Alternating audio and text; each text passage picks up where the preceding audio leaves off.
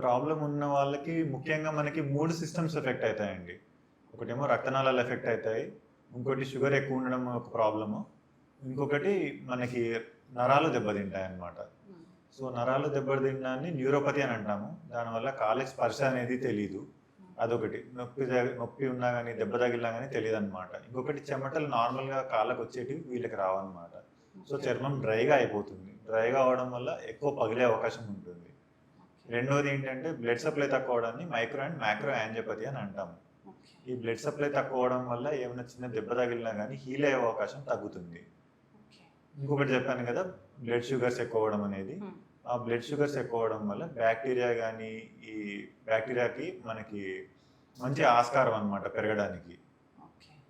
So ఇవన్నీ కలిసి మనకి డయాబెటిక్ ఫుట్ అల్సర్ ఫామ్ అయ్యి ఫుట్ అంతా ఇన్ఫెక్షన్ వచ్చి కాలు పోయే అవకాశం వరకు అవుతుంది. సార్, అరికాళ్ళలో మంటలు వస్తాయంటారు, అది కూడా ఈ డయాబెటిక్ ఫుట్లో లక్షణమేనా? అవునండి. పాదాల్లో మంటలు రావడం అనేది, నడుస్తుంటే చెప్పులు జారిపోవడం అనేటిది, ఇవన్నీ మనకి డయాబెటిక్ ఫుట్ లక్షణాలే ఖచ్చితంగా. డయాబెటీస్ ఉన్నవారు ఇలా చెప్తున్నారు అంటే వాళ్ళని ఒకసారి చూపించాలండి.